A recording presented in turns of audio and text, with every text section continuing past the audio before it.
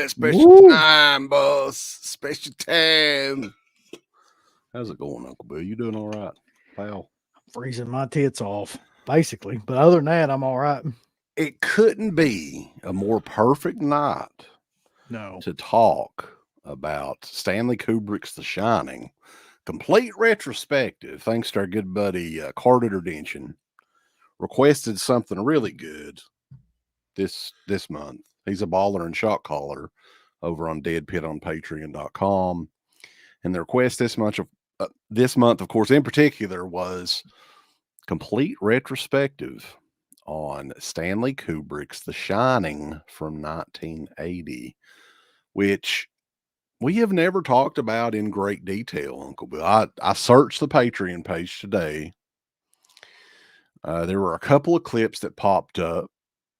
One was the Year in Horror from 1980. We did a Year in Horror 1980 show, briefly talked about The Shining on it. And the other one was with me and Steve in 2014 covering winter horrors. That was the only. I bet Steve was covering winter horrors. Yeah. I didn't go back and listen. I didn't go back and listen to those, but I would imagine we didn't touch on that many details back then. But tonight, it's what we call a deep dive, boss. Yeah, I don't think this is, like you said, a movie we've ever really seriously talked about, even though it's got to be up there in like my top 20 horror films, at least. I was thinking that after I rewatched it again, and this is the first time I'd seen it, where we got here, on the 4K here, which might be some glare on that. Let's do it like this. There's still going to be glare on it. But I'm thinking it might be top 5 for me. Yeah, I mean, I could see that for a lot of different people. And I think a big part of what makes this movie so unique amongst like every other horror film is like there's so much subliminal stuff possibly in this movie, maybe in this movie. Like nobody really knows like if it was intended to be in it, if it was just accidental. And we're going to talk about that too, but like there's so much interpretation of the movie itself, more so than any other horror film that I can think of, like what things mean in the movie and if it was intentional, unintentional. I've got a list of stuff that's a mile long. Yeah, there's plenty of stuff to talk about with that. And we're going to talk about The Shining in general as well. So we're here for a little while tonight. But like I said, perfect night to do this because I did take a shot of out in front of the Dead Pit Studios, Uncle Bill, because right now we're in snowstorm number 2 of the week. Yep. And for you uppity northerners, you may not appreciate this, but for Eastern Kentucky, this right here is a lot of snow, boss. Lots and lots of snow for us, and it's coming down again. So definitely in the mood to talk Shining, and the snow makes it even moodier, right? Not the word. That's true. Yeah. I mean, like, there's certain films would be great right now. The Thing would be great right now. The Shining, of course, would be great right now. Any of those movies, like 30 Days a Night.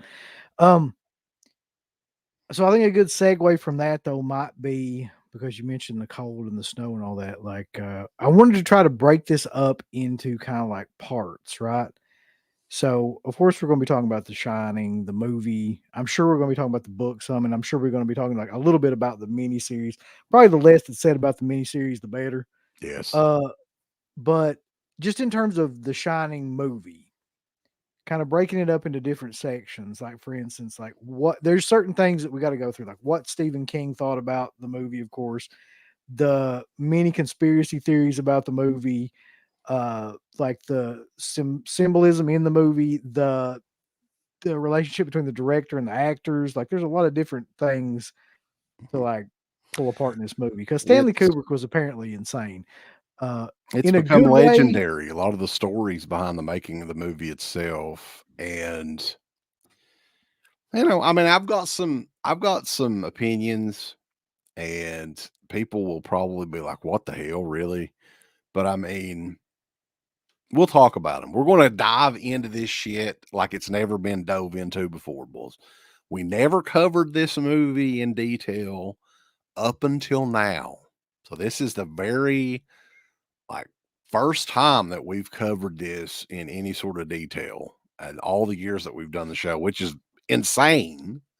Never done this would be a great commentary to do at some point because there's so much to talk about as well. So maybe that'll happen. But we got a lot of people in the chat too. We're gonna do before we get rolling here, because once we get started, we probably won't stop talking about this. No. I want to do a roll call tonight. Appreciate everybody tuning in and everything.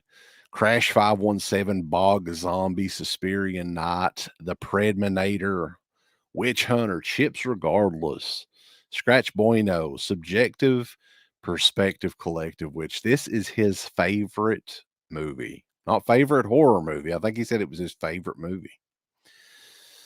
TJ Frizzy, The Mayor, MacBoy Color, Corey Conway, Mick Holton. Uncle Bill loves Black Peter. He's in the house. Garrett, Born to Be Rad, is in here as well. Big Match John. Twisted Trucker, Matthew Horror, Jason Byers, official.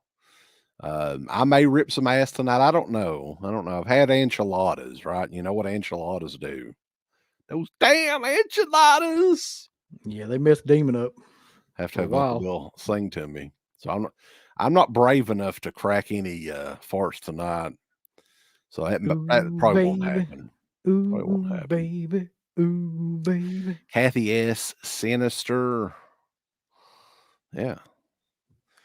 The Thing, The Shining, they're both frozen horrors. Maybe we can do a frozen horror show at some point again, too. Fancy Nancy, The Brutal Bulgarian, Blu-ray Addict.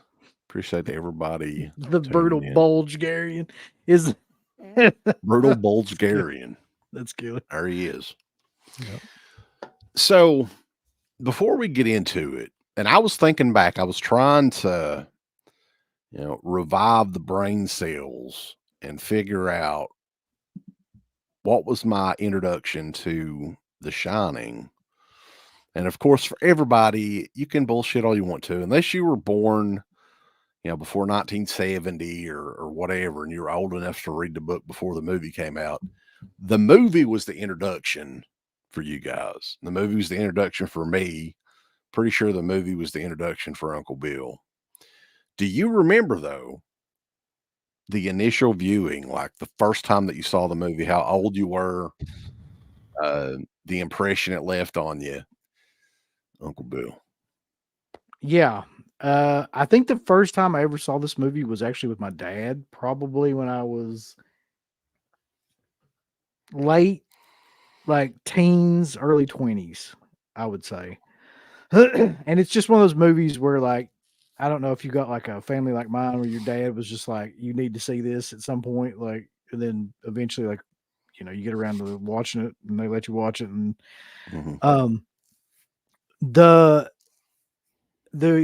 impression I had at that time was I was huge into those horror clip kind of shows and tapes and stuff like that, where they would like have like the horror's greatest moment tapes and stuff like that. And sometimes they would compile together like Like different, best of stuff. yeah, best of. And so the only thing I really focused on in that movie was like Jack Nicholson doing the "Here's Johnny" thing. Like that's the most, when you're a kid, I feel like, especially around that time period, that was the most popular thing about that movie and became like, the most kind of imitated thing about that movie. As a matter of fact, I mean, it came from the Johnny Carson show, but I think Mm-hmm. people now know that as being from The Shining more than they know it to For ever have sure. anything to do with the For Johnny sure. Carson show. No doubt. So, but that's my recollection of it, was like I was waiting around for that scene.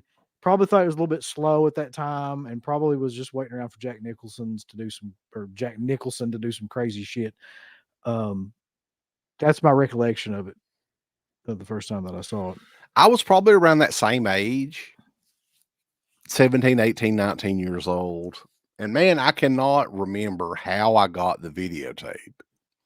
It may have been in a lot of stuff on eBay because right when you and I started, like the wrestling thing got you and I kind of together into the same sort of stuff. And we realized that we both like horror movies as well. So we were like watching stuff, and I may have purchased a lot of tapes on eBay, 18, 19 years old or whatever, however old we were. I don't even remember. But I had this tape. It did not have a cover. It was just the tape itself. And that tape was the very first time that I had seen that movie. I don't even recall many people telling me about the movie. I'd seen Full Metal Jacket before, so I kind of knew of the director, but this was a total, blind watch for me. I didn't really know. I had heard the name, I guess, through passing and everything, people talking about it, but I didn't know what it was. I didn't really know other than the "Here's Johnny" scene, like you said. But the movie hit home with me really the first time. I just thought it was really, really creepy, and it is slow. It's over 2 hours long or whatever. Um, but I've always had a fascination with films from the late 70s, early 80s Mhm. anyway. And I don't know if it's something subconsciously that the fashion, the clothes, the wallpaper, like, it almost takes me back to when I was a toddler or whatever, so that's part of it too, but, like, I don't know of any other movie that I can think of off the top of my head where I wanted to say it was the hotel at first, but the hotel technically didn't exist, it was a set, where the talent of the director was the scariest part, and I didn't think that initially, it took me a while. But Jack Nicholson, great performance and everything. But yeah, initially it was the vibe in the movie that kind Yeah. of drew me into the movie. And I can't think of too many other movies like it. Uh, The interesting thing about The Shining in that regard to me is there's a lot of stuff in The Shining that is now these many years later, like, you find out about it, but, like, when you watch it, you just get this really weird feeling, like, this odd kinda, like, dread feeling mixed with, like, mhm, something, familiar kind of feeling. You feel that, but you don't realize until later there's all kinds of, like, shit that he was doing in the background of this right. movie that was, like, subconsciously probably getting in to your head, and that was the genius, I guess, of Kubrick is that he would do that kinda stuff purposefully a lot of times, and you don't even realize what's going on until Right. later on, like, when somebody points it out or, like, years later, maybe you find out, like, some of the stuff that he was doing Hmm. to There's, create this kind of feeling. yeah, symbolism. Michael Sharp mentions we're going to try. That's not my sort of thing. The documentary 237 Yeah, has which that like, documentary is fucking it I got a lot of mixed feelings about that because I disagree with a ton of those theories and think that a lot of it is just kinda like how, like, paranoid schizophrenics will just kinda connect shit mhm, that isn't necessarily connected. They'll yeah, just find stuff to, like, and a lot of that stuff I think is just pure garbage, but some of the stuff that's been confirmed by Kubrick and other people that worked on the film, like, some of that's real, like, some of the stuff like, he would purposefully go in and mess with the sets and remove stuff, and, like, it would be in one scene and not in the next scene, and he would put stuff in the set that, like, So I I got a question. I was going to ask you about yeah, this because uh, Danny Lloyd in the movie, Danny Torrance or whatever, has now I don't know if this was started from this or was the rumor even before this. I think it was because 2001 Space Odyssey was like right around the time the Apollo 11. yeah, that's one of the big So ones, yeah. did he throw that? I'm thinking he had that sweater just to fuck with people. Um, I Otherwise, it That's makes no sense. Like, why would a little boy have an Apollo 11 in 1980 have an Apollo well, 11 I sweater think on? I don't know, man. Space kind of shit might have been popular at that time. I can't remember 1980 because I was like a fetus, but like, who knows? Like, he could have been purposely doing that just because of that movie. He could have been. It could have been completely coincidental. But the theory goes is that this is one of the popular conspiracy theories about The Shining is that it's essentially him either apologizing in a way for helping fake the moon landing, like helping shoot the footage Right. of the moon And that landing. was a rumor before the movie, right? What, before The Shining? Yeah, before The Shining. Yeah, that he had done that. Like Right. yeah, I think so. And that this was like somehow or another like him confessing to it, like without confessing to it. Like that's one of the conspiracy theories because there's a lot of but see, this is where the whole like you can just find shit to support that if you want to. Like, so there's the thing with Danny wearing like the sweater, I guess, and there's a lot of dates in the film that can be seen that reference certain things.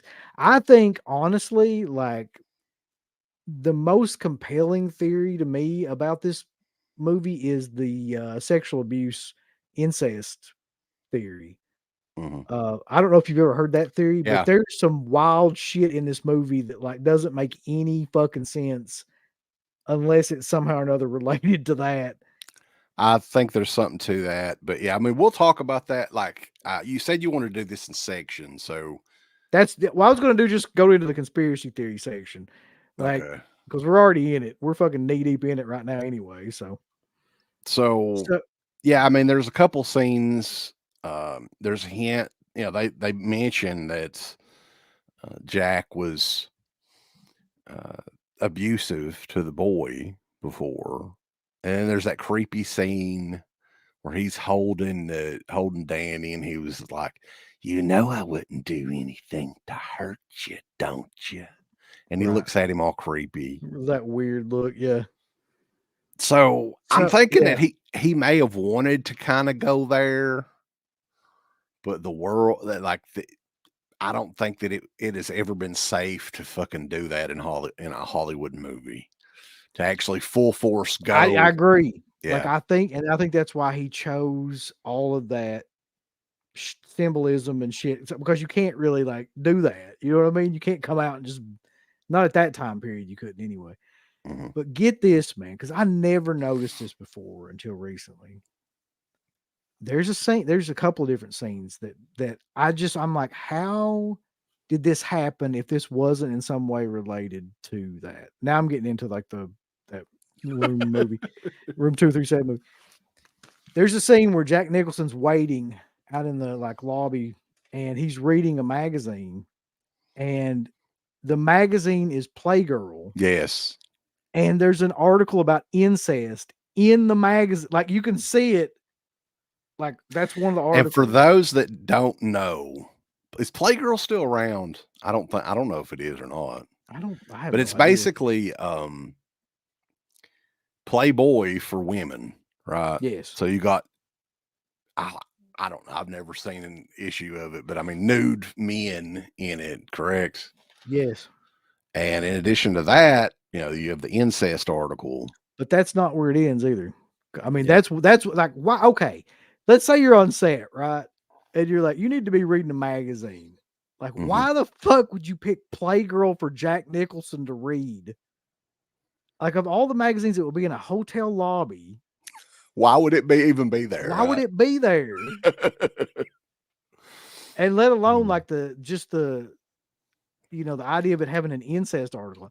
Okay, so but the second part too is there's a scene early on in the film where it's Wendy and Danny and they're talking and stuff, and he goes to like I think it's brush his teeth or do something, and there's a weird kind of like um the comparisons are like between the bear scene at the end, the creepy fucking bear scene where the guy's blowing the dude in the bear mask, How would and that even be possible, by the way, it's with the not. It's mask another on? part too.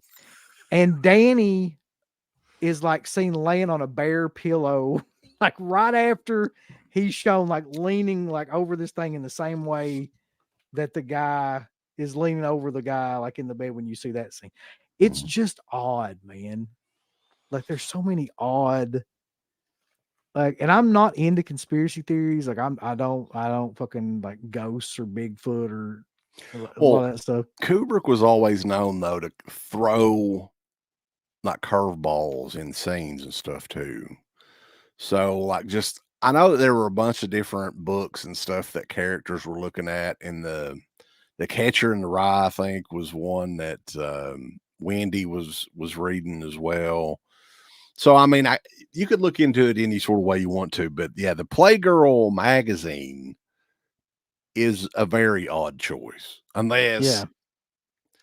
maybe he just wanted to be funny or something Yeah. like that. That's the Maybe only other explanation. Like maybe he was just fucking around. right, Like, and he thought nobody would ever notice it or like put it together. because you got to think this is 1980. Home video was very, very early in these. So even on home video, I'm almost positive you couldn't see what that magazine was. That's true. Just that whole that's the most believable theory to me because there's weird just the way that he looks at him and the way that he acts towards him and this idea. Also, by the way, if you notice too, like there's the scene where Danny's sitting and he's like playing with his toys and stuff, and the tennis ball like rolls up to him. That's the same ball that like He was hitting the wall with. yeah. Yeah. So the idea there is that like he's calling him into this room, this 237 room. Did he molest the boy in 237? That's what the theory is. I'm not saying that I necessarily believe it, but the theory is and there's another theory too that goes along with it, which is that Jack actually has the shining. Uh, so and that he is using that room, like projecting himself mentally into that room and using it to hurt the kid and stuff like that. Because if you notice, that's the only place where the kid ever gets hurt is inside that Well, room. they were. I guess the other theory was too, since Jack has the Shining as well, that he was drinking the entire time until he went up to the alcohol kind of clouded the Shining, right? And they touched on that in the Doctor Sleep movie. They touched on a couple of the conspiracies in that, which I mean, we'll probably talk about that a little bit down the. But I mean, it Yeah. kind of makes sense because he doesn't have any alcohol really up there at the hotel. He's dreaming about alcohol, uh, or he's having Right. shinings about alcohol or Right. whatever. So I mean, that's part of it too. I mean, The Shining is one of those movies that you can literally, and that was the cool thing about the 4K, because there's so much stuff that you didn't see before that you can see clearly. The transfer on that thing is insane. Um, but there were a couple things in the chat here. Well, yeah, and there's another the other theory aside from that, like Jack has the shining, which somebody asked this question about, like, what about the woman in the room? The other theory is that the ghosts are just basically using him to get to Danny because they can't get inside Danny's head. So Mhm, they can get inside Jack's head because he's so vulnerable to like alcohol and like all these vices and stuff like that, and he's very easy to manipulate. So they're kind of using him eventually to take out the rest, which goes along with the theory with about Grady too, the former caretaker that killed the twins and all, because the theory there was, if you remember this, that like they were going to burn down the hotel, so the hotel possessed him to basically like because it knew it was in danger to kill the kids. mhm. Did you That's notice stretch. whenever the job interview or whatever, when Jack was in there though, he was describing the I guess the boss was describing the incident with Grady. And he didn't say 2 twin girls. He said, 2 daughters were 10 and 8 or whatever, which I was like, "So, do you have any explanation for that? Or did he just kinda fuck up in the." I would I would not Yeah, imagine that he did that, uh, as an accident. I can't think that he did either. And okay, so and here's the part about it where I think this has been confirmed by Kubrick, and I think this probably explains it.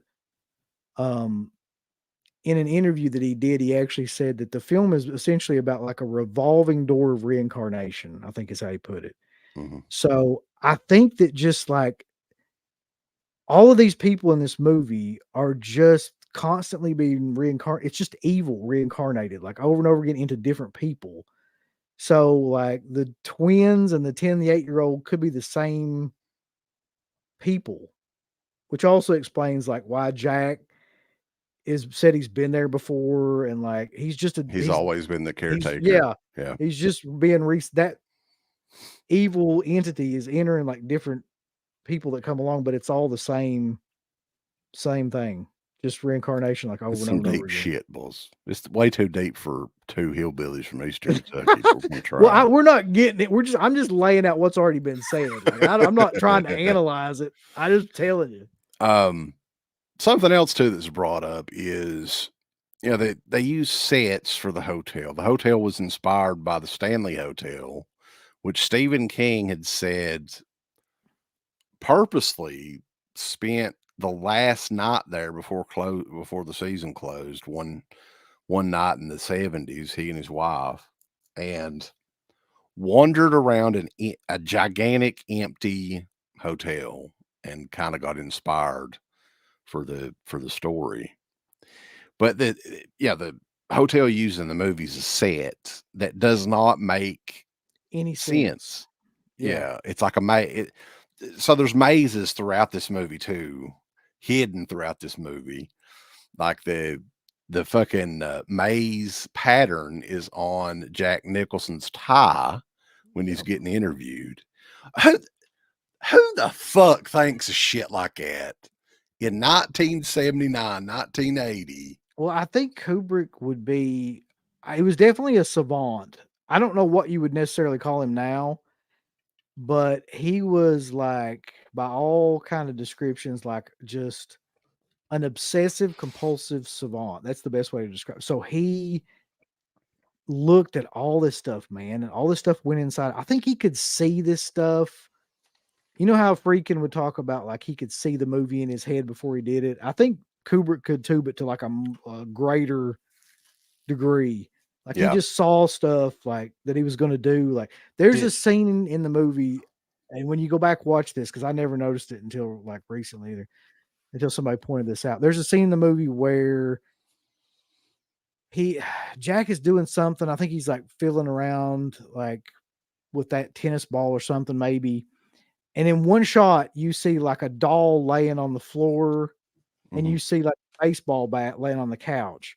So you see the doll that's supposed to represent it's in the exact spot where Scatman Crothers gets killed and falls down yeah, in the exact same way. And then that's the insane. baseball bat is like right where she gets it to use like to, defend herself going up in the stairway. It's crazy, man. Like, It really is. And visually, some of the shots as well. Like, so, and I'm going back to Doctor Sleep again. I swear to God, I don't really. I The movie was okay. I don't really understand the hype, but the big budget that they had, what was it like? Fucking 45 million dollars for that movie. The opening shot, uh, yeah, he wanted to recreate that in 2020 or 2019. The wide shot of the water there and everything else. He couldn't do it, man. He couldn't do it. So they no. reused that shot from 1980 and tried to, I guess, alter it and make it fit within the movie, which I thought was crazy. Like that's very like they recreated the whole hotel and they could use that money to recreate almost everything. But 40 years later, they couldn't, they couldn't get that shot right again. And I can remember the first time I watched the Blu-ray of that, my mind was fucking blown at how gorgeous that movie looked in Yeah. HD, you know. But somebody had mentioned earlier in the chat, and I remember hearing this for many, many years. I think Kubrick, while he was alive, he did not want any of his movies shown in widescreen, and I think this was really before Blu-ray was out, and I think he passed away in like '99 or whatever. But up until that point, all of those DVDs that came out were full screen, right? So he was very like I don't know if he even wanted people to see some of the stuff that was in these movies in the background on home video, you know. Maybe not. I mean, he sure as hell went to a lot of like trouble to create certain things, you know what I mean, to keep people from seeing it though. Yeah. So I it's mean, if you so you would I could spend an hour talking about the cinematography and you're like, stuff in this movie. how are we going to talk about this movie for very long? But it's not your Think of typical movie. no, think about all the memorable shots in this movie. Like you said, the opening shot. Think about the shot where he's like staring out the window. Think about the shot where he at the end where he's frozen. Think about the shot where he breaks in through the door. Think about the shot where Danny does like the red rums. There's The probably overhead 20. shot of the maze with Yeah, Danny and with them yeah. walking in it, like I'm like, the what the fuck blood. is that? Is that a shot? Is that a set? And then you see him moving. I still don't know how the fuck they did that. Like I was Yeah, watching that earlier today and I was like, that's just insane, man, for like 1980. Like you could because you can barely see them, but they're there, and it's like I don't know. I mean, like yeah. what we said, the guy was. I mean, I don't necessarily like as a T-shirt Joe would say. He's not necessarily my cup of tea all the time, but I can't deny the fact that like he was a genius about filmmaking. There's and photography, cinematography, filmmaking. I believe he was a photographer before he was a filmmaker. Mhm. Um, it's just crazy. So the other thing though, I mean, the crazy comes with the good and the bad. So like there is so many stories on this movie. I think he may have fucking drove Shelley Duvall insane. I think that Stanley Kubrick might be the reason that Shelley Duvall has Was whatever, on Dr. Phil. yeah, Shelley Duvall has currently. Here's another story that I heard. Now, I don't know if this is true, but on the set, while they were working on, fuck, what was the Tom Hanks movie? Not Tom Hanks, Tom Oh, Cruise. Eyes Wide Shut. Is that what you're So, talking about? Tom Cruise yeah, one? Tom Cruise is working with Stanley Kubrick, and he had said that he was still trying to make the perfect cut of The Shining in 1999. He was still editing it. Did you ever hear about I heard that? that. Yeah, I heard that. Like, I What? don't understand why, but that's him in a nutshell, really. Yeah, he's definitely an eccentric sort, but yeah, I mean, the scene with Halloran and Danny, which is one of my favorite scenes. Like, I don't.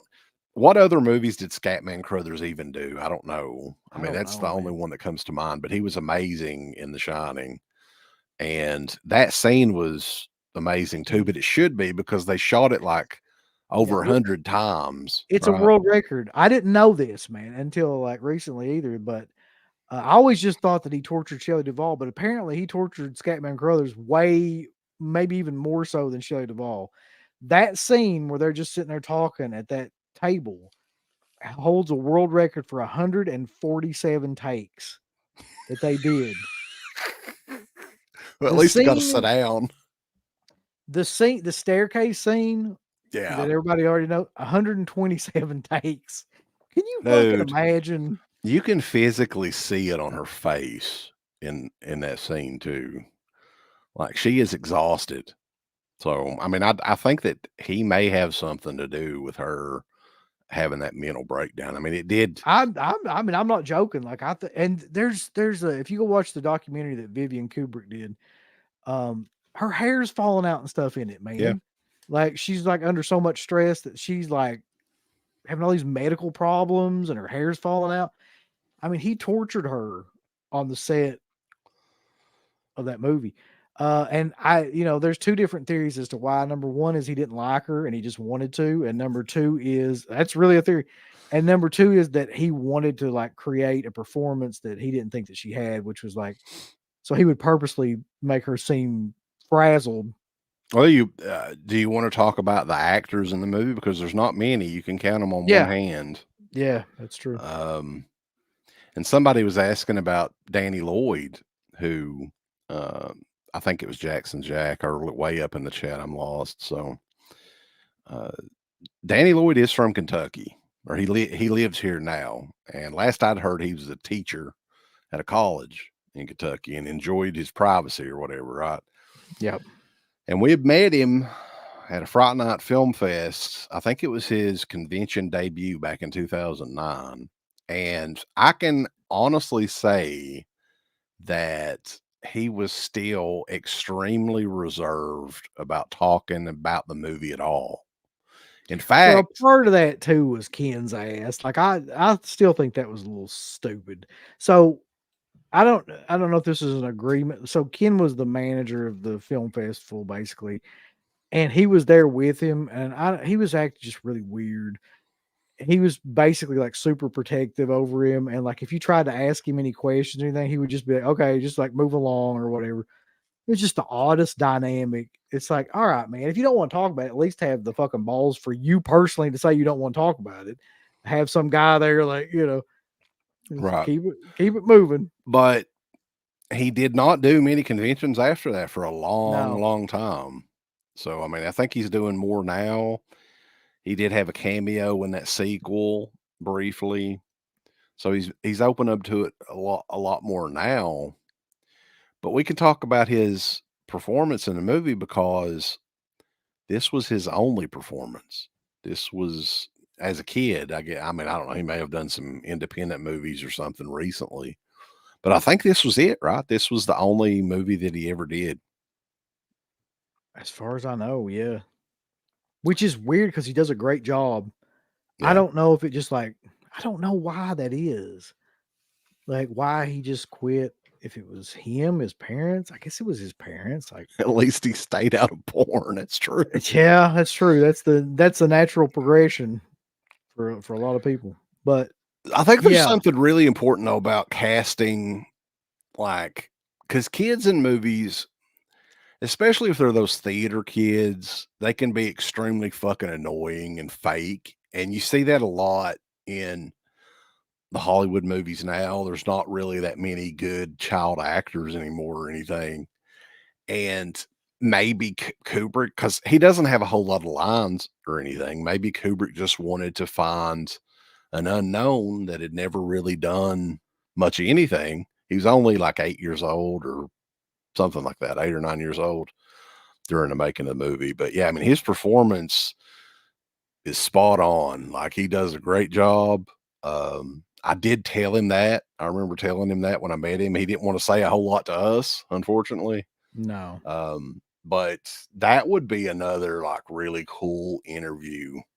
Maybe he's loosened up a little bit to get at some point in the future because so many stories that I know being a kid on a set, seeing the shit like that, I know that he remembers that shit.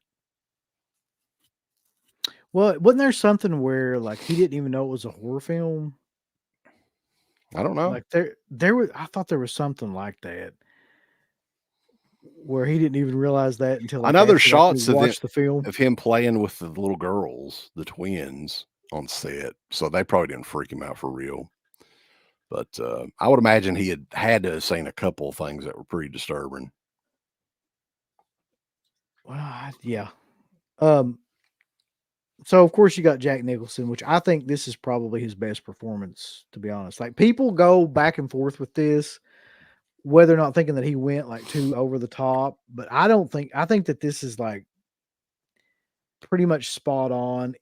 To me it never goes like too far over the top, but it's legitimately like disturbing.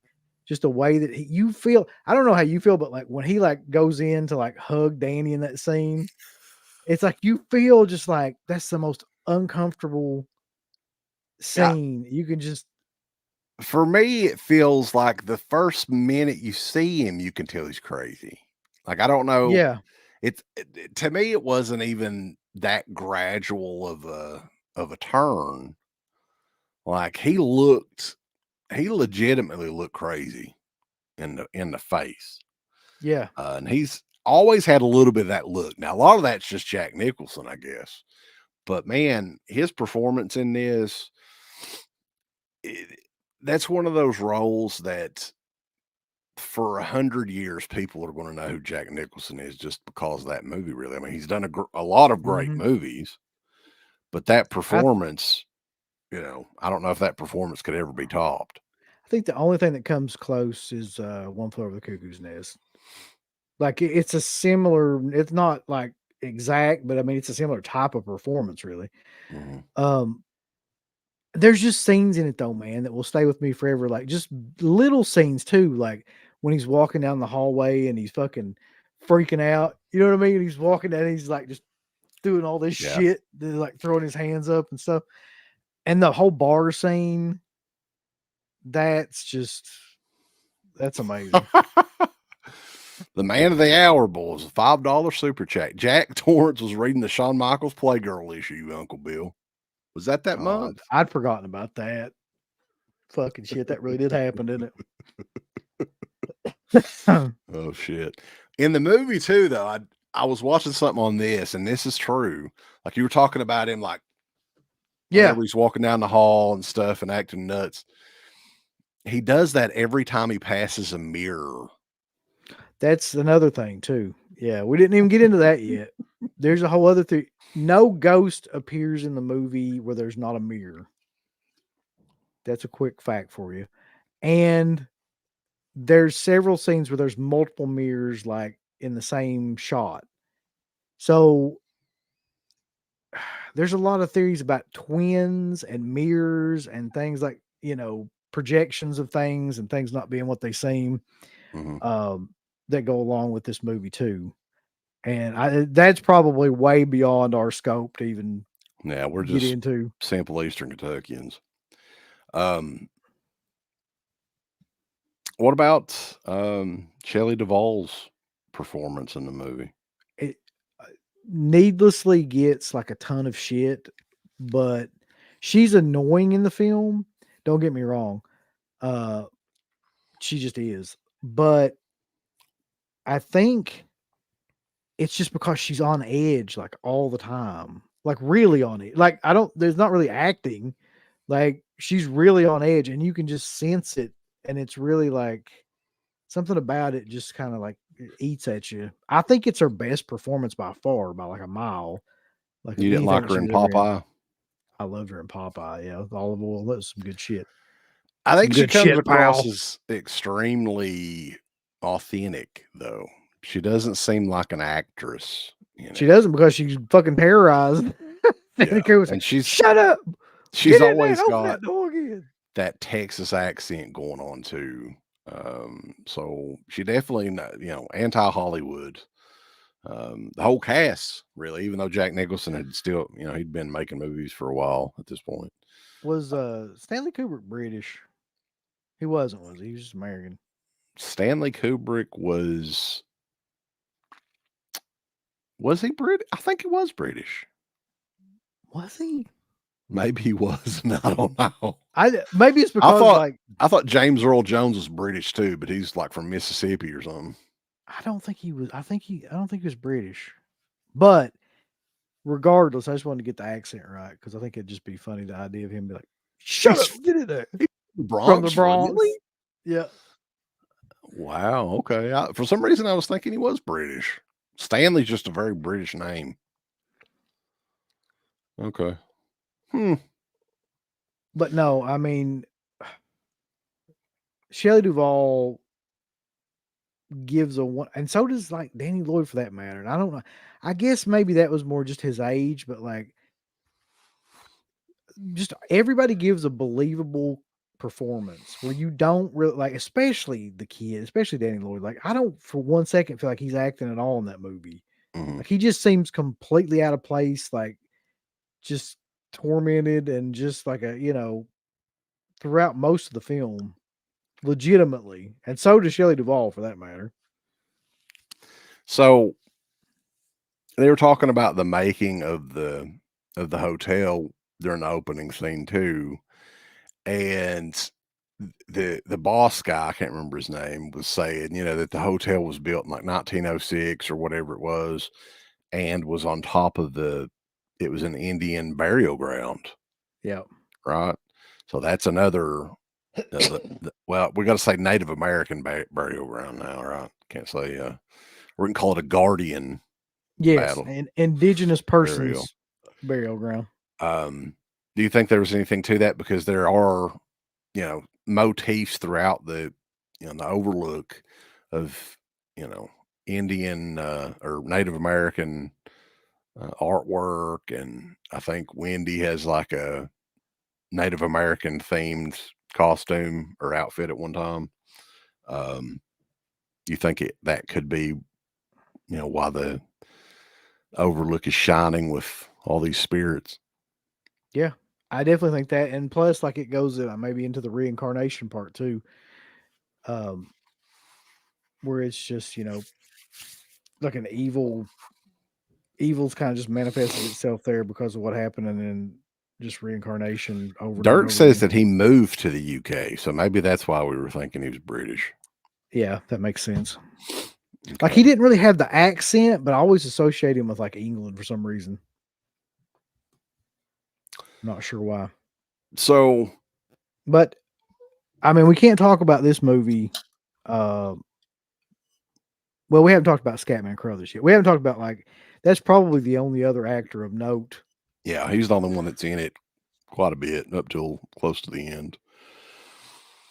Um, Um, well, except for the bartender, though. Bartender's pretty amazing, but he has a very limited mhm. scene. Uh, but I thought Scatman Crothers was amazing in this film too. But like you said, he should be because like you could get me and you could be amazing if we did 150 fucking times. Like we did different way, like every time. We'd look like Yeah. fucking Leonardo DiCaprio by the time that was over with. He's another one though that did seem genuine. Didn't seem like an actor.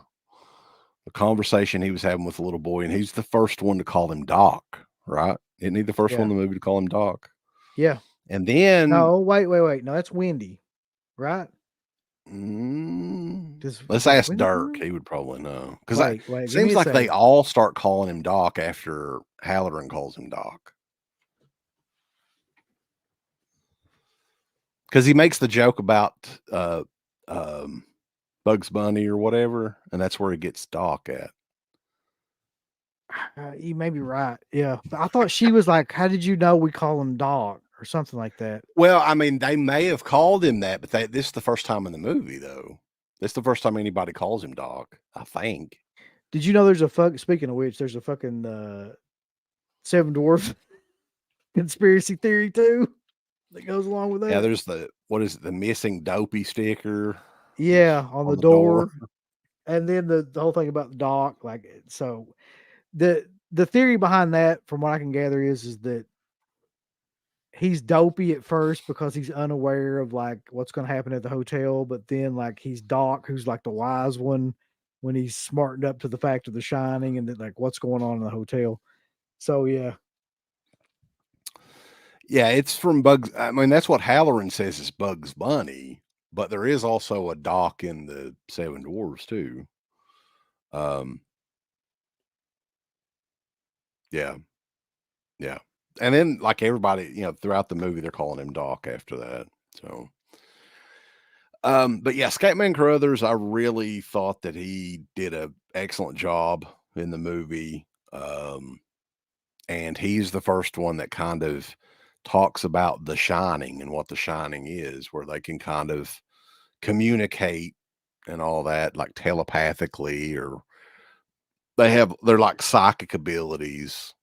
They can see in the future, see in the past, whatever else. So another theory though, and they talk about this in the Doctor Sleep as well, and they touched on that it was the hotel itself, and the and that's why I was saying like the alcoholism angle.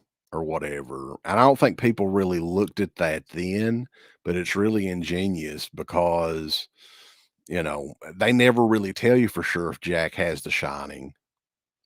No, they But never. Yeah, yeah. I And always just assume though that he didn't because like just because of Scatman Crothers being there, like you would think he would fucking recognize that and kind of like you know point it out or something. Like if he has it and he knows that Danny has it, then why wouldn't he know that anybody else had it? I don't know. it's a mystery, like Dio said. But I mean, there's so many questions that will never be answered from this movie. And that is the cool thing about it. Like, can you think of another movie like this?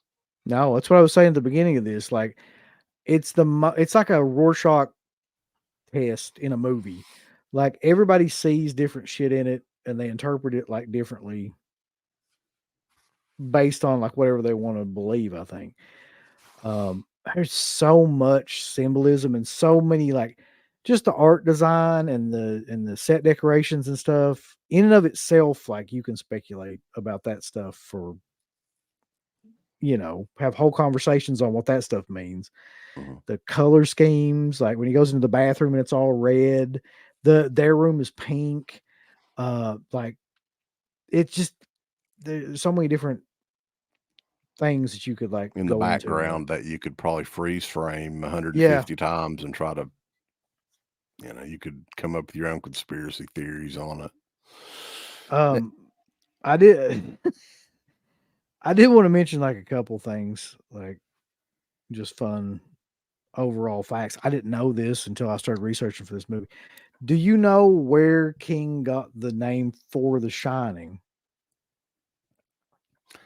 And it seems like I had heard something about this at one time, but I can't recall what it was. I would have never guessed this in a million fucking years. It's from the John Lennon song "Instant Karma," Oh, yeah. Yeah. where he goes, "We all shine on the moon and the stars and the sun and all that shit." Mhm. I had no idea. Um, but Another, I don't. Go ahead. you were talking about Stephen King, though. That's what I was going to get into. Yeah, Yeah, we want to get into the Stephen King. So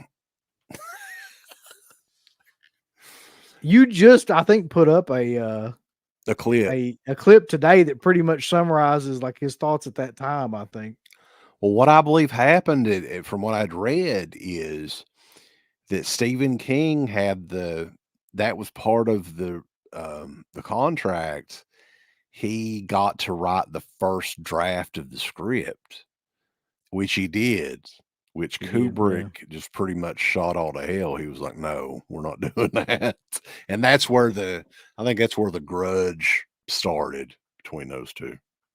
It's so odd to me, and I get it though. I mean, you're talking about this just wasn't any guy that was going to like do whatever the writer wanted him to do. Like, Kubrick is not a director that's just going to like do. He's got a vision of what he wants the movie to be, and I imagine King probably knew that, but he probably thought that he would be more collaborative with him. Yeah, There's stories, man, that I've heard. Um, I think they've been confirmed by King too, where Stanley Kubrick would call up Stephen King at like, the middle of the night and just ask him the craziest fucking questions. It didn't, like you would think they would collaborate, but it would be more like Kubrick would call him up and be like, "Do you believe in God?" And then Stephen King was like, I think that, that's the question we probably need to sit down and like, and then he would just hang up. Like, what? I mean, that's the kind of Kubrick, shit. he comes across as like somebody that, like most artists are, he probably stays up all hours of the night, sleeps very little. You know, maybe even kind of a little bit autistic. What do you think? Like on the Yeah, I spectrum wasn't of, gonna say that, but like when I was saying like he was a savant earlier, but I think that nowadays that's probably be what he would be classified. yeah. Not that I have any idea, like if that's what No, was but I going mean, it on. just definitely seems like he was on a different level uh, than these other directors. some of the here's stuff the that he was putting in these movies. here's the thing though, man, with this whole Stephen King, Stanley Kubrick thing. I understand, like, I think why that movie means so much to Stephen King, or why the book means so much in the movie too, like, and why he didn't like it, because it's a really personal story to him. He thought he kind of fucked it up. Uh, but Stephen King was I think he was a producer, and he was like the script manager on that Shining miniseries, and that's a piece of shit. That's his vision of what he wanted that movie to be. Mhm. And I don't think anybody is going to deny the fact that Kubrick's vision of that movie or interpretation of that book into that movie is 1,000 times better than the Shining that King did. I think it's one of those deals though where he wanted that initial script to be made. Kubrick was like, "No, we're going to do it my way." And when Stephen King saw it, I think deep down that he thought it was great, right? But he is never going to No. admit to that. And over the decades and everything since, for instance, uh, Mike Flanagan had to really, do some sweet talking because Stephen King did not want to sign away Doctor Sleep as a sequel to Kubrick Shining, which is what it was. I mean, that's what the movie ended up being. Yeah. But I think he finally realized, man, The Shining ultimately is always going to be known as that Kubrick version. He can Yeah. try as much as he wants to. The book, as popular as the book was and everything, that movie surpassed that book. That movie is on a lot of people's top 10 horror films of all time or films of all time. So at the end of the day, that movie may end up being more popular than anything that Stephen King himself ever did. I mean, and maybe that's not true, but I mean, that's not out of the realm of possibility because a lot of people say it's Kubrick's best movie, Jack Nicholson's best performance in a movie, you know. So I mean, what do you think about that? Which part? That it's his best movie, or That this surpasses the movie of The Shining surpasses the book or anything else that Stephen King did. I think there's a lot of stuff in the book that I always thought was kind of stupid. For instance, like the what do you call those things? The fucking Hedge animals or hedge whatever. animals coming to life. The fact that he uses a polo mallet as a weapon, I think an axe is a much better, like, more menacing choice. Here's where, like, the only part of it that I kind of disagree with, like, and I think this is what King disagreed with too. Um, what we were talking about earlier is Jack Nicholson just starts off fucking crazy, and he was that. I don't think that that's. I think that's the only mistake that he made. Like, I think that Nicholson should have been more sympathetic in the beginning of the movie, and then, like, kind of escalated to fucking Right. crazy. And you already kind of know he's kind of a bad guy as well because she had mentioned that he had dislocated Danny's elbow or shoulder or something like that. So that Yeah. he's kind of not only that abusive husband possibly for her. But yeah, a Yeah, lot of he's people not a in the good dude, but it's implied that he's like he was an alcoholic, he was struggling with alcohol use, he's trying to get away from it because he knows, like, what he did. Uh, it's much more like, well, unfortunately, if you've seen the miniseries, is it a miniseries, or is it was a I miniseries, think it wasn't it? was, yeah, Yeah. it's like 4 or 5 hours long. Goddamn bulls. Um, that's more in line with what King kind of wanted Mhm. as the Jack character, like, to start off that way and then kind of gradually progress towards that. It's an odd choice. I've never really understood that choice, like, why he's, like, crazy all the way through. Basically, he just fucked up, like, Even in the car scene up to the hotel, and he's talking about the Donner Party and all that, it's like, oh, fuck kind of conversation is that, like, to have, you know? And Uh, Wendy's just oblivious to the fact that he's talking about cannibalism with his kid. yeah. Uh, Um, let's talk about the end of the movie, though. You want to get into that because that's also people are like, what the hell did the end of the movie mean?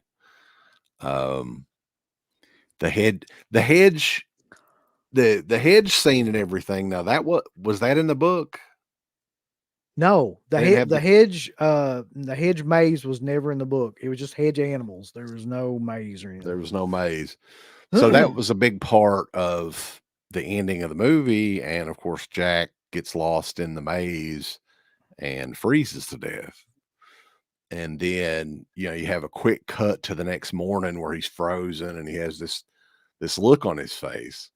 And so somebody superimposed the shot when he first drinks the whiskey after he tastes it and makes that face. And you can superimpose it's the exact same expression as the end of the movie where he's froze and has, he's like that. Did you see that? The superimposed picture of the I did, yeah. Yeah. that couldn't be an accident either. Who the fuck thinks of shit like that? I could it not though? Like he just I maybe don't made think that so. same expression like I don't think twice. because that was the first time that he drunk the alcohol, or at least in his mind, he was drinking it. Yeah. So But it's almost like he let, woke up. let's be clear here, okay? Like to me, and I think to pretty much anybody else, as TJ points out here, the original ending was about the boiler about to explode and Jack saving his family over himself. But to me, like a much better, like I don't. That's a great ending, man. That's a great. Like the maze, like the whole thing with him getting lost in the maze, them getting out, like him, like the way that that shot and everything. It's I think it's 1,000 times more memorable than Doctor Sleep's ending, which is a variation of the original Shining's ending, really, Mhm. what they were trying to do. And then a lot of people have brought up in the chat the 4th of July, 1921 party photo at the end with Jack in the middle. Now you tell me your take on that, because there's a million different takes. That's probably the most kind of what would you say, like analyzed part of the whole movie, really. Well, I mean, like you'd said before, the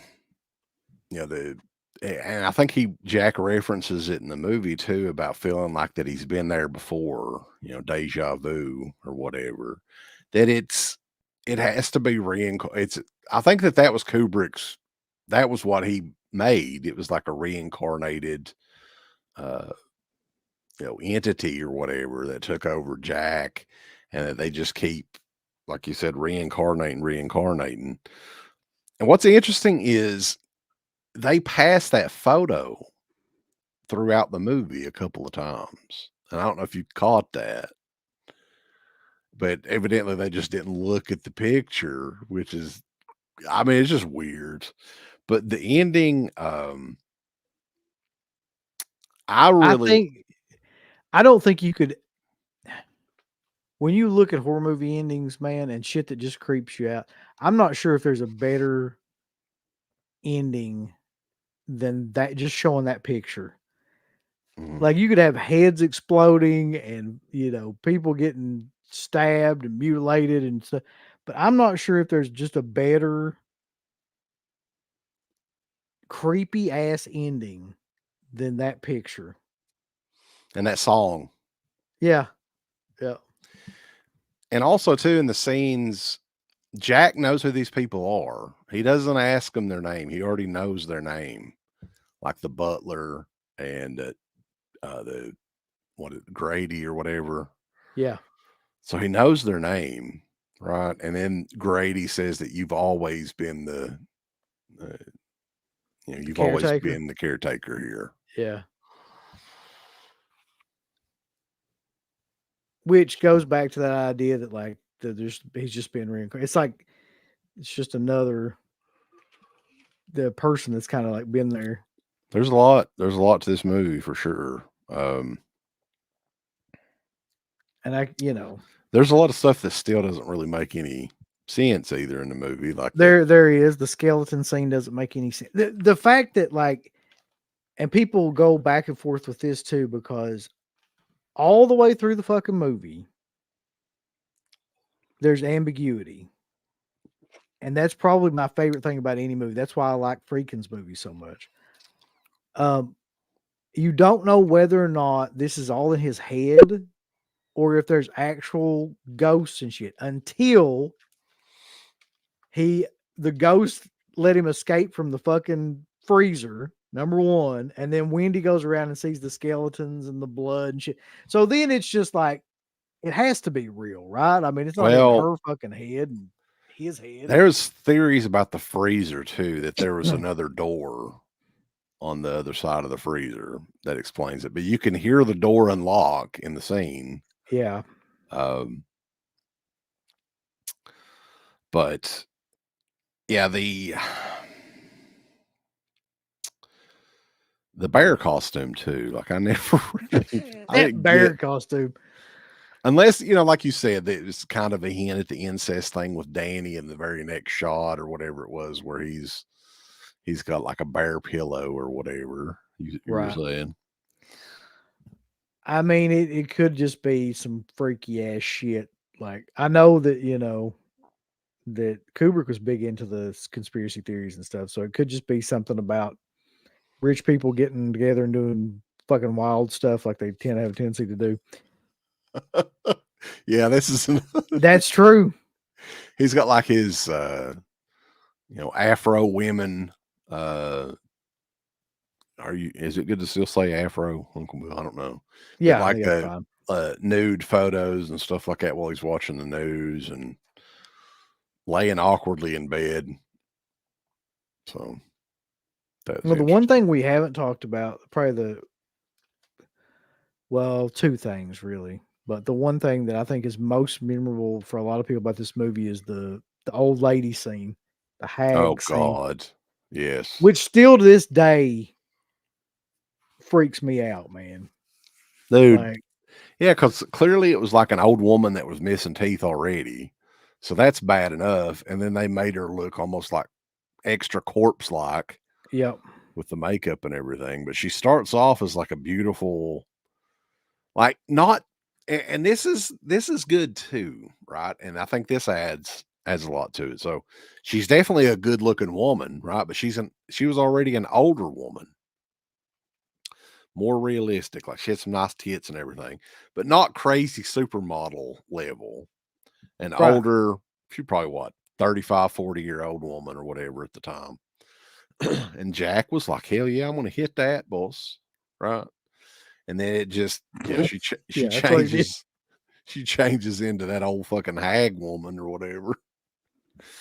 Oh shit. Yeah, There's something that there's freaked something me out. about that too, um, that I think kind of symbolizes the whole movie, where it's like, um, kind of like the hotel itself. Like it's like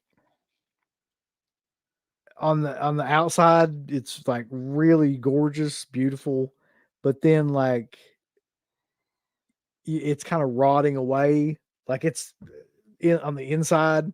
Mhm. And so it's I don't know if that was intended or not, or if it was just intended to be a really creepy fucking scene. But in either event, it works both ways. Because when you kind of get that backup shot, where he sees like the through the mirror and everything, and then she starts laughing. That's the creepiest, man. That's got to be up there. Like Eli Ross should do a fucking countdown of that scene. Like that Yeah. should be number one in No, some fucking countdown he does. yeah, that kind of scarred me the first time I saw it. Uh, yeah, that was a very effective scene there. um, but yeah, I mean, okay, so and this is an interesting aspect about this too, and I had mentioned this. So this opened in 1980, the very same weekend Friday the 13th opened. And this was not a successful movie initially.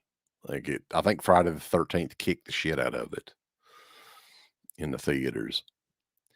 How long do you think it took for fans to really get this movie? Was I this another think one that was this another one where the DVD and the home media and everything brought it up another 10 levels or whatever, so people could rewatch it and come up with all this, I think these that, yeah, theories the and home stuff. video part was the biggest part of it, but I think that there were 2 things that are responsible for that movie getting, like, a cult following. One of them was the twins and everybody's fascination with how creepy that was, and the second was the "Here's Johnny" line. I think that just became such an iconic kinda, like, part of the lexicon that it made the movie, like, people wanted to see the movie, to see where that came from, and I think that it just helped. And then from there, like, people started seeing it more and more and more, and then they kinda were like, "Oh, well, there's a lot to this," like, yeah. Yeah, it's very interesting because, like I was saying, I think this is one that kind of grown over the years. And there's different cuts for this too. So you mentioned the scene with all of the skeletons and stuff. You had like the Grady skeleton and some other people that were in that photo at the end. Yeah, yeah. That wasn't that was only in the US cut. I think there was a UK cut that there was that scene and there was one other scene, maybe Dirk can help me, that they took out of the UK cut. So and evidently that was where he was living or whatever at the time. So I wonder what the reasoning was behind that. I don't know, but I wish they'd left it out because it really doesn't make any I mean, I guess it kinda makes sense, not really, though. It makes sense if you wanna give away the whole, like, thing of the movie, but, like, I would've preferred it just to be more kinda unclear. So yeah, I mean it had a budget of 19 million. It ended up making a total of 47.3 million at the box office. So it did okay. But yeah, I do remember I think Friday the 13th kicked the shit out of it when it came out theatrically. That was a gigantic moneymaker. That's so weird, isn't it? Like, I mean, I love Friday the 13th, but that's like apples and oranges. You can't fucking Well, it's two different sorts of movies too. I mean, yeah. that's just a popcorn. Like I guess, teens and stuff would rather go, take their dates or whatever to Friday the 13th. Like that's a date movie. That's a fun popcorn movie where this is like, this is just a freaky psychological type. But it says, the different cuts, the running time. So the American cut was 144 minutes.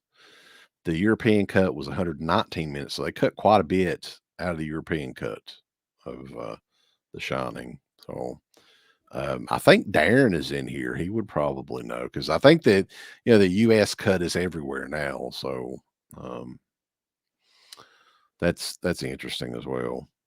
But Do you I mean, is there, any part of the about Doctor Sleep that you wanted to touch on other than what we touched on? I mean, I like that movie. Um, when I first saw it, I liked it, like, very first time. And I tell you, I think it was more about expectation than it was about anything else. Like, I thought it was gonna be a huge piece of shit because I was trying to figure out, like, how do you even do just the idea that seems stupid, if it like, to wasn't do a for sequel Mike to The Shine. Flanagan, if it wasn't for Mike Flanagan, it would have been a piece of shit. Like Yeah. that's the he is the reason that it was as good as it was. Now, I didn't really. I mean, I thought it was okay. It's hard to make a sequel to one of the greatest horror movies that's ever been made. And honestly, like Doctor Sleep, I guess it's a sequel, but it's almost like it's a movie with characters from The Shining in it, right? Yes. And they wanted to develop, I think the plan was they wanted to develop a TV show, but I don't think that ever happened, with the little girl star and everything. But yeah, to me, it seemed more like a streaming, like TV movie or a TV show or something like that. Now, there are parts of it that I really liked a lot. Like, I think that they were on to something with Danny in the hospice and uh, the white cat that had Shining in it or whatever. Because that's actually, I don't know if you've heard that, but cats do have that, like that intuition or whatever. I don't know what it is.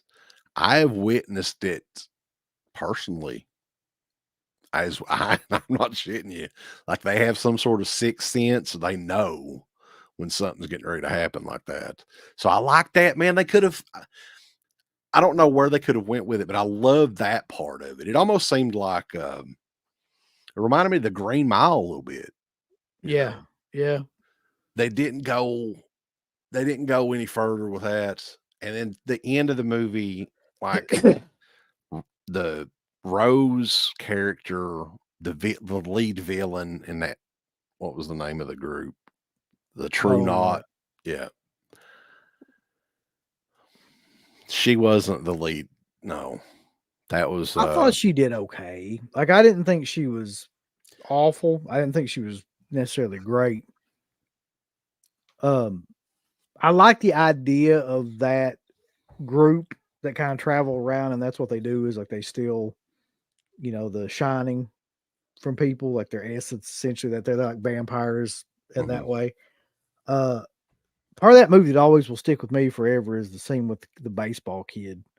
It's like Yeah. that was fucking totally I'm unnecessary, surprised but I'm surprised they got away with that yeah. actually. But I Um, mean, if you're going to go, I guess you go all out. But but damn, yeah, that I mean was that was the I guess that was the big, huge, shocking scene in that movie. Because I mean, it was pretty damn graphic for a mainstream movie. But they had characters that did you hear the story that they bought, or I don't know, they may have bought the rights or whatever to the blueprints of the Overlook from Stanley Kubrick's estate to no, huh? rebuild it exactly, um, which is interesting. But that man, they tried, but there is nothing in that movie that had the atmosphere of The Shine, No, and not even and close. and Dirk said this, and I think I completely agree with this. Like, it's not Doctor Sleep is not nearly as rewatchable. Like, I'm not sure if there is a horror film more rewatchable than The Shining because you always see something new in it. Like, you're always looking for something, and like there's all this shit Mhm. that you can see something different each time that you watch that film. So I'm not positive there is a more rewatchable film than that. Um, but yeah, No, but I mean, I thought it was okay. Um, it felt parts of the movie just felt cheap to me. Like it felt like, and it was not cheap. They spent a fucking ton of money on it, but it felt like yeah, an HBO Max movie or a TV movie or something like that. And Henry Thomas as Jack Torrance, man, come on, come the fuck on. I I, yeah. I just I couldn't do it. I could no. I Yeah, didn't think there was a real need to do that either, to be honest. yeah, don't do that But shit. but then I mean that really pales in comparison to Mick Garris's The Shining, which is I think we can all agree the superior Right. Well, Stephen version. King thinks so. Can you imagine how fucking stupid you'd have to be to sit down and watch that and be like, yeah, that's the one, that's it right there. Yeah. I've watched it No offense, of once. course, to anybody out here that loves that miniseries more than the original Shining, but like how? Like I've how do heard people you say that they like Doctor Sleep better than the original Shining. And these are the same fucking assholes that probably like the Nightmare on Elm Street remake. Fucking people. Doctor Sleep. Okay. I think this is just the beginning of them doing more Shining related. Like they tried to get that show off the ground. The sequel, amazingly, wasn't the worst thing ever. And that's thanks to Mike Flanagan. Yeah, it was I actually liked it, like I gotta Yeah. say. The Mick Garris one was just, I think that was made just for Stephen King's ego. And that's the only reason that I think so exists. too. I think that Mick Garris would basically like suck on his farts if like Stephen King told him to. Yeah. And I think that he just wanted to do like a like project to redo what he thought, that Kubrick had fucked up. And that was the only reason for that. Because it's not for anybody else. I tell you that. No, I've watched it once, and I just to me, all that shit that Mick Garris did, the TV stuff, aside from which I need to go back and rewatch the Stand. You always put that one over. But like most of the other shit that It's he 100% like the best thing that he ever did. It falls apart in the end, of course, because Mick Garris sucks. But like, um, it's by far the best thing he ever did to Rebecca De me. Mornay, I ain't gonna lie, back in the day, goddamn was fucking risky business, dude. Like I ain't got nothing against Rebecca De Mornay. I ain't got nothing against Steven Weber or who the hell that was in that fucking movie. Yeah, Was it Steven Weber? it was Steven Weber. I'm pretty sure from wasn't he That the one in Wings? ugly bucktooth fucking kid, whatever. That bucktooth hanging that Fuck him. that kid that kid is the number one reason why I can't watch that movie at all. Because or that miniseries at all. Because like I can't, man. It's too goofy. Bucktooth hanging eat a banana. He just looks like he's constantly like mouth breathing because he's got that weird hatchet face, like somebody just caught him with an Yeah. axe, like right in his mouth. But Oh, I mean, get it. That Scream Factory's got it for $40. Make it a part of your collection today. I can't. You pay $40 for that. I don't care who you are, Garrett. You hear me in here too. If you pay $40 for We're that, going to verbally make fun of there's you, boy. no, there's something wrong. Um, so what else can we talk about here? We've done well, Uncle Bill. We've talked about this movie for longer than I thought we could talk about it. Um, Where does it go from here? where do we go from here? That's the question. I see that. Here's what I'm thinking.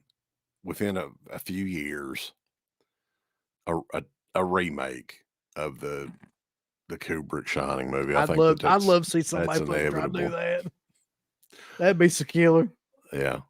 All right, let me ask you this: if you had to, right? Because they're going to do it, so let's just assume they're going to do it anyway. Mhm. Uh, you had to pick a director to remake it that you thought would give the best chance to like do that movie justice. Like, who would you pick? Ari Aster, boys. He would be the first pick because he's the only one that does anything remotely like Kubrick did in that movie. I'm talking about David Gordon Gray. Somebody put that'd be so killer to see him do it. Ari Aster. I think would Uh, do a good job. Now the directing is what saved Doctor Sleep from being a total turd. It's the acting. Who do you get? Who would be Jack Torrance? Who could do it? well, like clearly you could see by the miniseries, you can't just pick anybody, like because that shit didn't work at all. Um, see, that's one of those things too, where who would want to do it? Like, who would want to try to like top Jack Nicholson's performance in that, man? You're kind of doomed to fail almost. Like, Yeah. uh, like who, like what you get, like Joaquin Phoenix or something? Like, who's somebody that can act crazy nowadays? Like, Joaquin Phoenix. That'd be I'm killer. serious. Like, who can you get nowadays that's like your go-to crazy motherfucker? It's got to be Joaquin Phoenix, as far as I know. Willem Dafoe, if he was younger, he'd been fucking perfect for it. He looks crazier than fuck all He the looks time. crazy. Just walking around. Um, David Gorgon have showed him all the shotgun to fight the ghost. That's right. I don't think anybody Oh, should attempt it, but it's inevitable, man. It will I think so eventually too. happen. Somebody will do it.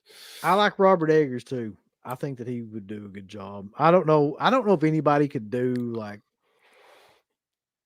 a great job, but like there's a couple guys I Gary think Busey, be killer. that would be he'd be awesome.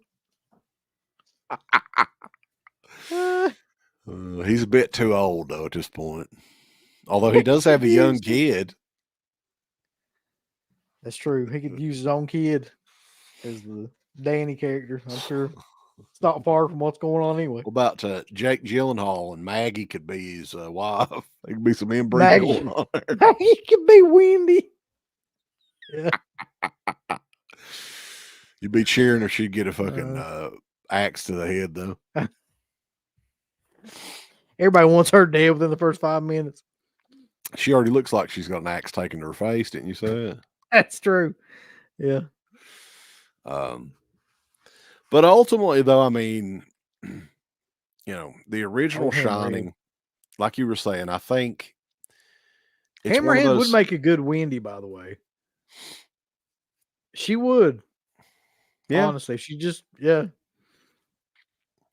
that waifish kind of look that Shea Duvall had. Like she would do. I mean, at least in theory, she would look the part. Yeah, I think she would do good. What Mia Goth is Wendy? No, Mia Goth, she be kicking people in the face and shit on set though. Kick you in the head, James. James, you bedwetter. kick you right in the fucking nuts. Get me a chicken like James, you pussy. You know how I am, I'm Mia Goth. I'm gonna give you some sweet chin music, James. Oh no! Be like, oh no, she's tuning up the band. Hey, fucking kick you right, Joe. Knock out your teethers, James. That makes it even better that fucking guy's name was James. She kicked in the head.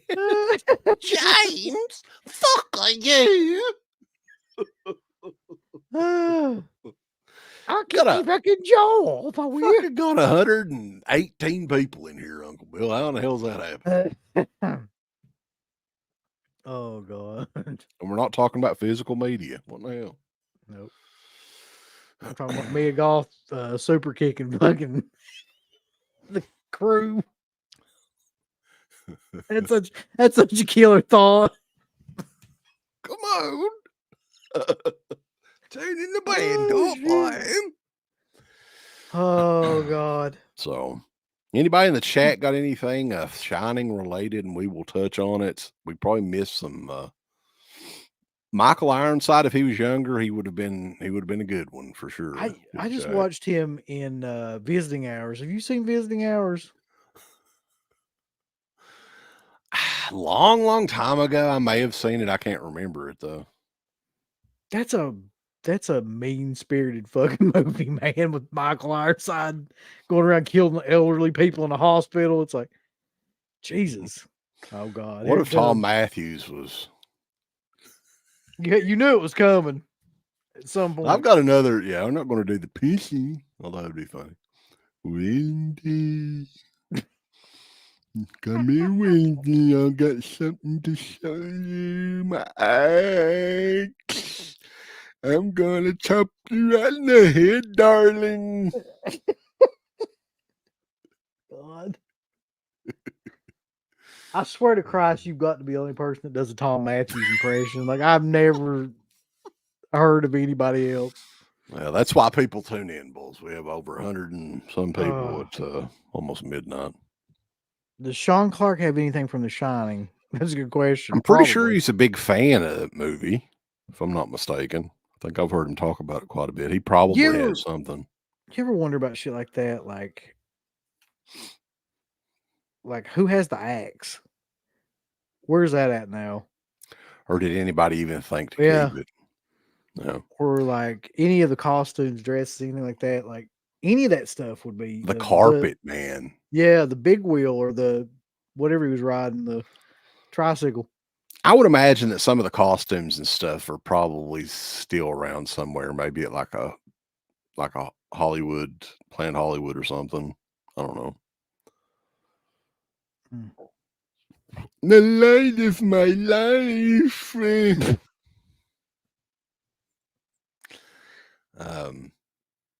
The typewriter. Yeah, we didn't talk about all work, no play makes Jack a dull boy. That's another This was on a typewriter, right? There's no, you know, paste. You have to type all it. So some poor motherfucker Can you typed imagine that? hundreds of pages out, formatted on the I'll damn bet for typewriter. some reason, I about guarantee you Stanley Kubrick made them type all those pages out too. I'll bet there's Well, not a how single else would they page. have? They all had to But be a little bit different, right? That was the point. yeah, but you know how it's like there's a stack of papers that like you only see like the top like 20. I'll bet he made them do every fucking sheet of paper all the way down, even if you didn't see it in the film. That's just the type of person he strikes me as. Probably. Sean Clark probably has the bear suit. That I would be could ask awesome. him, yeah, and let you guys know if he's. I'm sure he probably has something. You know, the 4K scanned Blu-rays better than the actual 4Ks. A lot of the time, if it's the same transfer, you're not going to be able to really tell a difference in it. You're really not. People can bullshit you all you want to. Like if it's a new scan or whatever of the same transfer, and you've got a 4K player, it's probably going to look almost identical. Yeah. That's all I got though. I'm That's fucking all I got, exhausted. boys. I'm I'm exhausted too. exhausted just fucking trying to think all this shit. I've got to go shit. No, I don't. I have Oh had the yeah. shits all day though, Uncle, with them damn enchiladas. Hey, what are you doing eating enchiladas anyway? And you know them gonna give you the shits. Well, I put jalapenos on them too, so it's the burning shits. God bless. Yeah. But yeah, I mean, we appreciate everybody tuning in and everything. What do we got coming up? I think you're doing a show on Sunday night, right? Sunday night at 10 to hopefully give Radkins time to get back from whatever the hell he's doing. There's going to be Exploit Nation where we're going to talk about Death Wish, Vigilante, and Death Sentence. Hell yeah, it's going to be huge. Um, we've got a new review up of the Gaspar Noé movie Vortex that's up on the YouTube page right now. Everybody that's on here that is not subscribed on YouTube, by the way, fuck you. You better go subscribe. I know. That's right, you pieces of shit. Yeah. We're trying to get to Golly. 10,000 subscribers, and I don't think that's much to ask. Well, We're pretty considering all the close too. And honest to God, man, we should have way more subscribers than we do, considering the amount of subscribers some motherfuckers have. I mean, I'm just saying. I agree. Speaking of which, Garrett on Born to Be Rad is having a Speaking of which, 6,000 subscriber special on Saturday. yeah. I just thought that'd be funny. And there's surprises that's possibly going to be on that show too. I'm not saying who or anything, but he's hyping Prizes this up around every huge. corner. This is the Rad Rumble show. And the big question is who is going to win the first annual Rad Rumble, Uncle Bill? That's the real question here. The Who's going to be inaugural Rad who's Rumble. going to survive? I don't know. It's Saturday night. I think it starts around 9 o'clock. Is it 9 o'clock or 8 o'clock? I don't know. Just go to the borntoberad.com for all the details. We also have a new review coming up of Robert Eggers' movie, The Northman. That one will be probably coming up later on this weekend. And I think sometime next week, we haven't pinpointed a date yet. Hopefully, a week from tonight, we're going to bring back the Horror Roundtable. Uncle Bill, you going to be around for that? I hope so. I have trouble with them fucking roundtables, old man, because goddamn, you get about 7 or 8 people on there, and it's like nobody knows when to talk, or they're talking over each other. It's just fucking annoying. We need to come up with some new rules. Like maybe I can mute everybody and let people take turns. Shut the You fuck should. up. You should just Shut be like, your mouth. maybe you can fucking Mia Gotham. Shut up, James, shut shut your the mouth. fucking mouth. Bedwetter. I'm sensitive, autistic over here. We need a moderator. Yeah, there we go. Other stuff coming up, in the future. So everybody, we appreciate everybody in the chat and everything. All right, Garrett, buddy, we told you we pimping your shit out, pal. I don't think he's thanking us. He's Yeah. thanking the guy that said congrats. Big Oh, whore. let's be honest. Garrett's probably hiring a cop by now anyway. He's probably getting ready to go live on Born to be Rad channel. Yep. He's got a big bong out. Get high, stay rad. Yeah. Don't forget to use the towel. But yeah, it's been fun. Hopefully, this didn't disappoint. This was kind of it's a full retrospective on one movie, really. So hopefully, Carta, you this is kind of what you wanted. We talked about it in grand detail. So, but yeah, we appreciate everybody joining us on here. We will catch you guys next time over at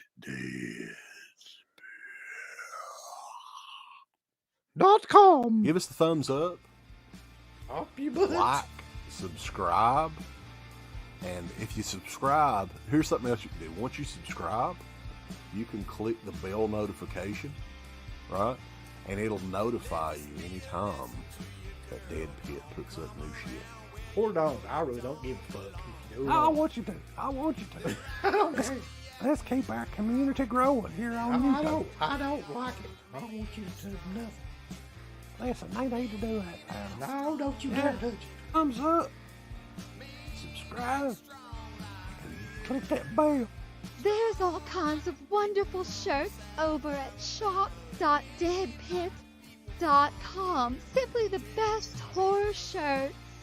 On TeePublic, there are others, but they all suck. You can get some Dead Pit radio shirts. You can get Last South on the left. The Hills Have Eyes. Texas Chainsaw. Oh, wait, you can't say Texas Chainsaw. All kinds of shirts, folks. You're gonna love them. Shop.deadpit.com. Thank you to all of our supporters on Patreon. Dead Pit on Patreon.com is the only place to check out a complete archive of the old Dead Pit radio shows all the way back from 2005 on, in addition to the midweek shows, fan commentaries, exclusive podcasts, and much more.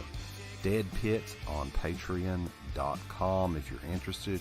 Tiers start at only $1. We ain't